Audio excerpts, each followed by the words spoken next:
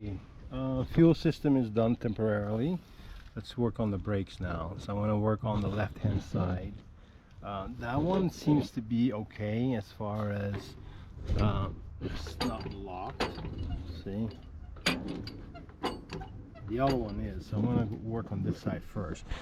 And according to the manual, it says if you do both at the same time, make sure that the left side doesn't get mixed with the right side, because apparently there's some difference in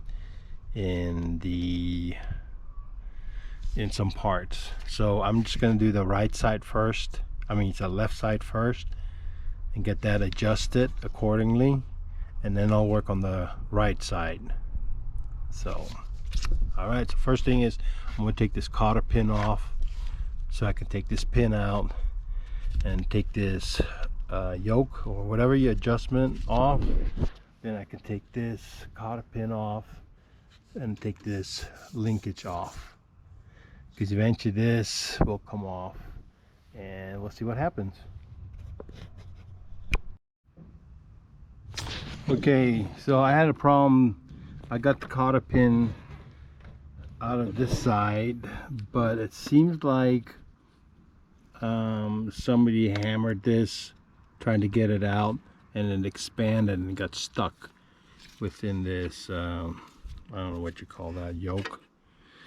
So oh, it's still hot.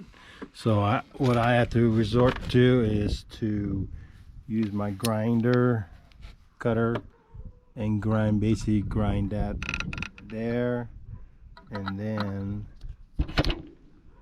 over there. So I was able to move this, and then taking the brake here, I can move this forward and then take this one out there. See? Because I can always go to the store and get a new one, and if I can't find one, then I'll just have to use a grade A bolt and a nut. Anyway, I got that one loose, so I'm gonna see if I can punch this guy out from the inside out, and then same goes with this guy.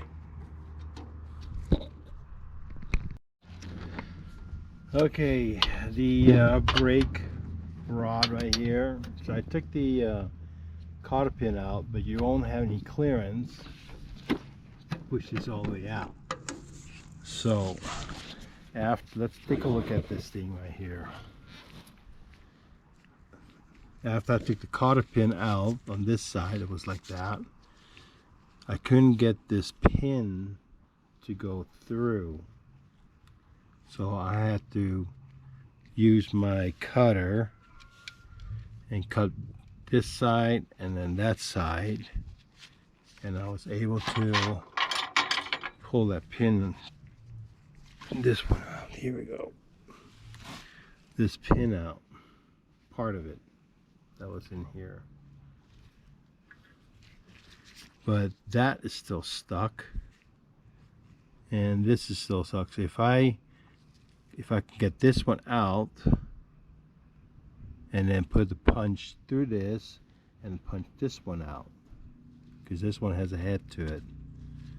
Okay, but so while I was still here on this, I had to unscrew it all the way. Okay, once I have it off, then I was able to take this thing, let's see, this thing, the rod, out, and then twist it like that, and I can take it out like that. See? Jeez. So now I got both. Yeah, see, now it's moving. So I wonder if I can pull.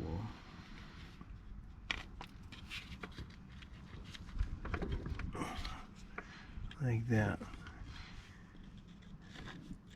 Anyway, let's do one thing at a time. Let's focus on getting this thing out. I'll use the vise and the punch, and I'll probably use this punch because that one is about the same, almost same diameter. Yeah. All right, so using a screwdriver, I was able to wiggle this apart a little bit, and then I'll just wiggle it more, and then finally this thing came off. I had no idea what I was doing because, you know, I've never worked on these things before. I worked on John Deere, but not in Case. So let's take this thing off and look how it looks like. Holy moly.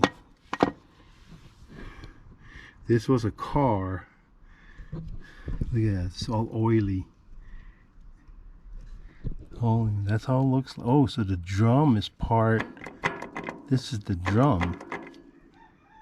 So the drum is spinning, and then the housing where the brake shoes are is stationary on the outside, and then the drum's shoes, I mean the shoes are inside, they'll expand, but this spins. Oh, okay. So the shoes are stationary from the outside,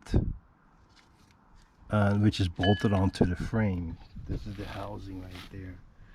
So I ordered a seal for it, so I will have to figure how to tap this nut, this locking ring, tap that flat, and then I'll have to find a way to get this nut off.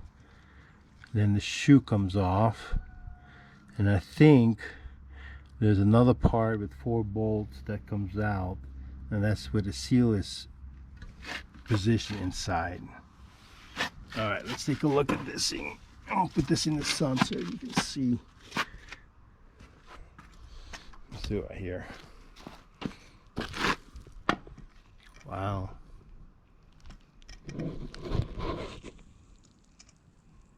Huh.